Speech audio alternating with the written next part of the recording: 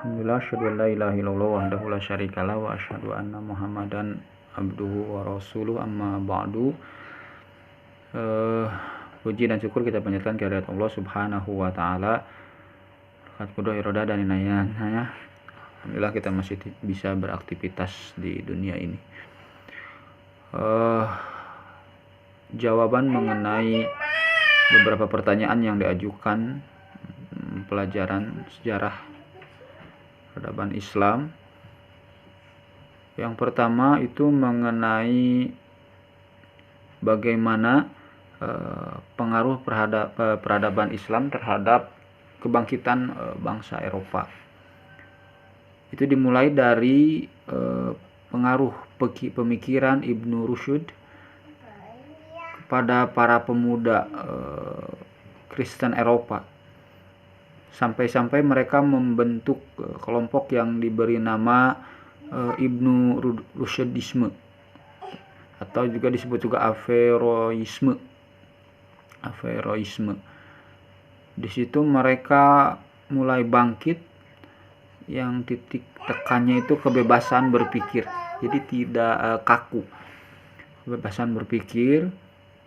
Yang pada saat itu di Eropa tekanan dari gereja-gereja ortodok, ya, taklid kepada pengaruh-pengaruh gereja. Banyak pemuda-pemuda Kristen Eropa belajar ke Spanyol, ke universitas-universitas yang ada di Spanyol, seperti di Universitas Cordova, Seville, kemudian Universitas Malaga, Granada, dan juga Salamanca. Mereka banyak belajar di situ. Beres dari belajar ataupun setelah belajar di Spanyol, kembali ke negaranya, mereka mendirikan sekolah-sekolah dan juga universitas.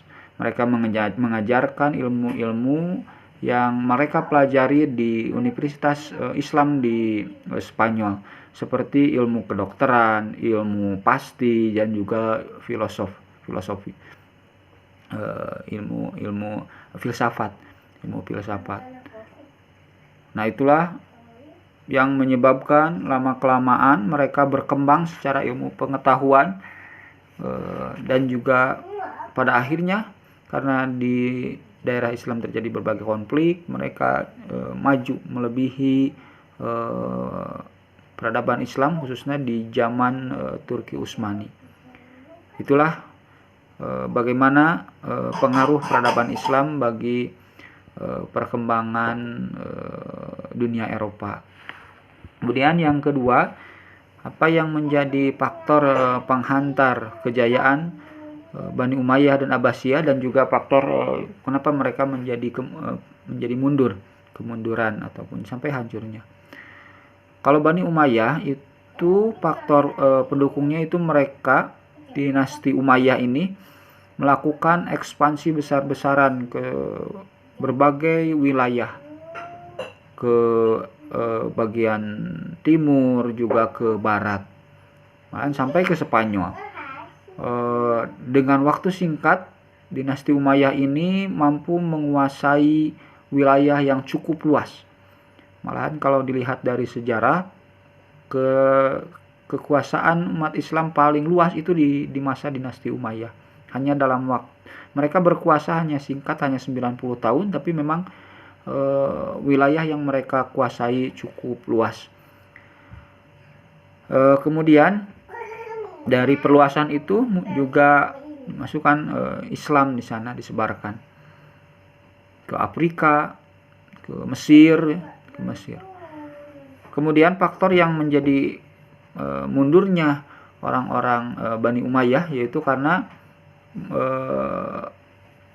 mereka mulai memberlakukan pergantian khilafah itu melalui garis keturunan. Itu hal yang tidak biasa di seorang Muslim.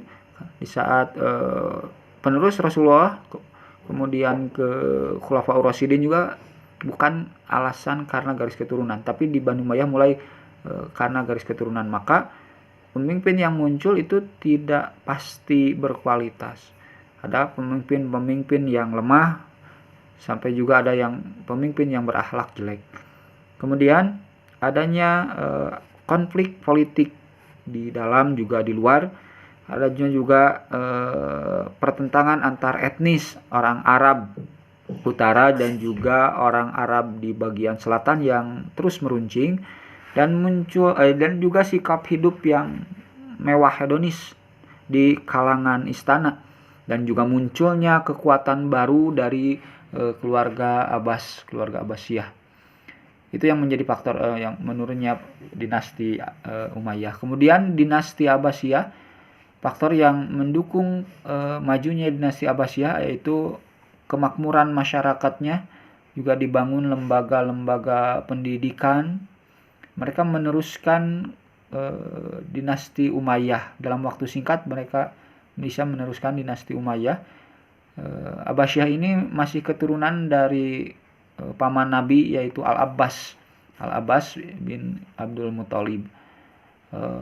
Kemajuan yang pesatnya itu salah satunya di dalam ilmu pengetahuan dan kebudayaan. Malahan selama sejarah Islam itu di masa Bani Abbasiyah inilah kebudayaan dan juga pengetahuan berkembang dengan pesat dan mencapai kemajuan yang luar biasa.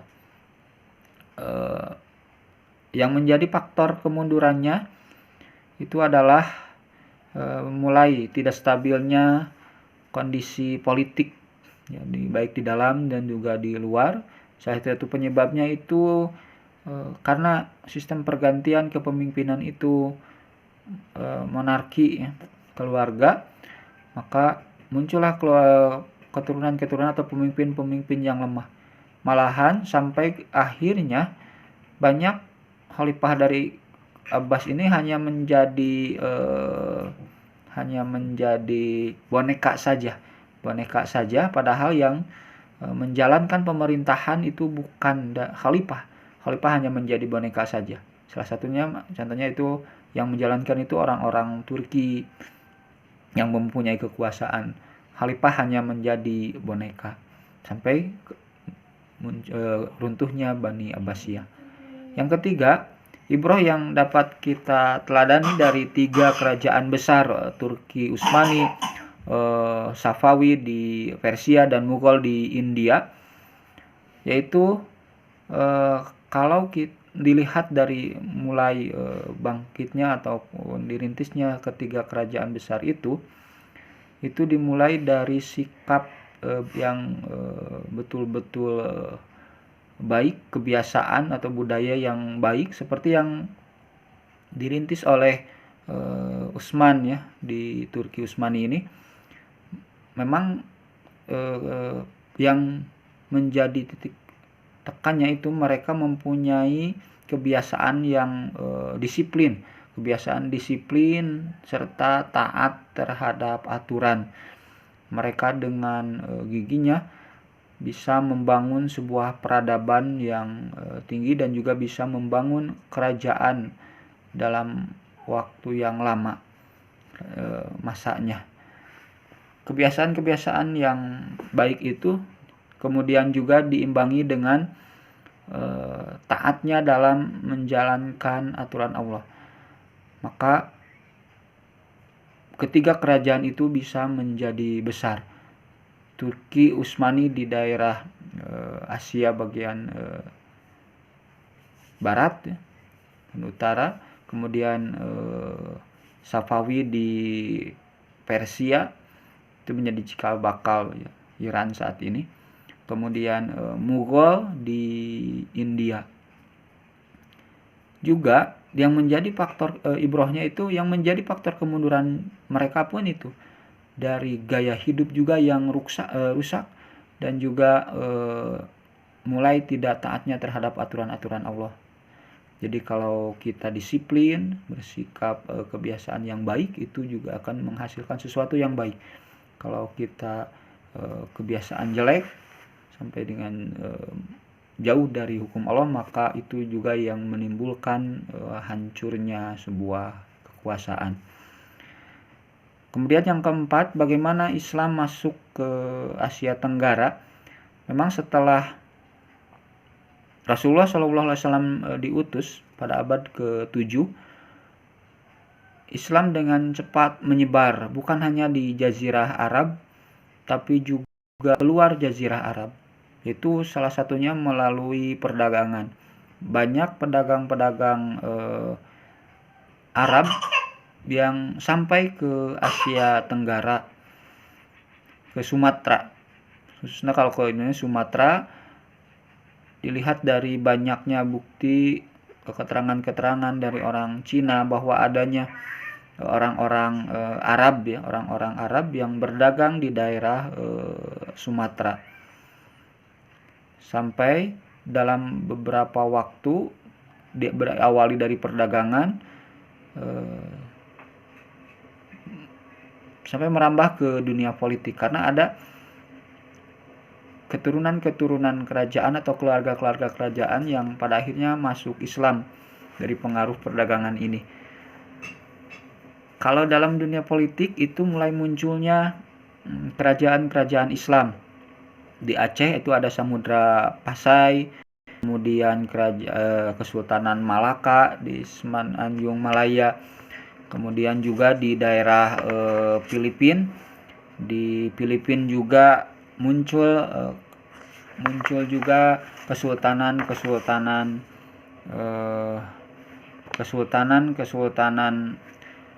Islam di Filipina. Itu bagaimana penyebaran Islam di Asia Tenggara, diawali dengan perdagangan, kemudian membentuk komunitas Muslim di pesisir, kemudian dakwahnya masuk ke kerajaan, kesultanan. Maka setelah kerajaan ataupun rajanya, sultannya masuk Islam, Islam di Asia Tenggara lebih cepat menyebar ke masyarakat. Yang terakhir, kelima, masuknya Islam ke Indonesia itu dilihat dari ditemukannya keterangan dari orang Cina mengenai adanya orang Arab yang mereka namai taksim, itu sebutan untuk pedagang Arab. Mereka di masa pemerintahan di Cina itu dinasti Tang, itu ada yang menyebutkan bahwa di Sumatera itu sudah mulai ada orang-orang Arab yang disebut taksin berdagang di daerah Sumatera. Menurut Taufik Abdullah, memang saat itu tidak ditemukan bukti ya. Sekali itu belum ada bukti bahwa memang orang pribumi sudah masuk Islam sejak abad ke-7. Bukti secara fisik tidak ada, tapi kalau melihat dari jalur perdagangan memang dari abad ke-7 sudah mulai masuk Islam ke sana. Mulai masuk orang-orang Islam Arab, orang-orang Islam orang-orang Islam Persia, dan juga dari India yang berdagang ke Indonesia. Kemudian mereka mendirikan perkampungan Muslim, yang tadi sampai mereka membangun atau masuk ke kesultanan kerajaan. Kalau melihat dari bukti, itu adanya bukti ditemukan makam. Kalau di daerah Jawa itu di Gresik ditemukan makam yang dilihat itu namanya Fatimah binti Maimun di Leren, Gresik, yang bertanggalkan 475 Hijriah atau 182 Masehi. Itu tanggal menit, berarti Islam sudah masuk jauh dari waktu itu, jauh dari sebelum itu. Itu di daerah Jawa. Juga ditemukannya makam Raja pertama Samudra Pasai di daerah Aceh. Di daerah Aceh itu di tanggalnya itu 696 Hijriah atau 1297 Masehi. Tentu saja kalau sudah berdiri kerajaan itu sekitar abad ke-13. Kerajaan pertama itu Samudra Pasai. Kemudian kalau di Jawa itu kerajaan Demak. Salah satu pendukung kerajaan Demak yaitu adalah Wali Songo. Wali Songo dalam urusan keagamaan. Maka pengaruh Wali Songo ini memang sangat berpengaruh untuk daerah Jawa.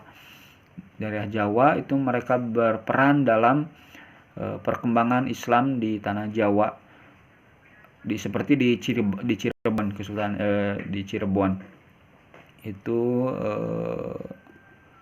Wali Songo juga. Dari daerah Gresik ini Islam menyebar ke Indonesia bagian timur, ke Sulawesi, ke Maluku. Banyak dai-dai yang diutus ke sana untuk menyebarkan Islam. Itu dulu yang dapat disampaikan. Aku qouli hadza wa astagfirullahaladzim wa lakum. Assalamualaikum warahmatullahi wabarakatuh.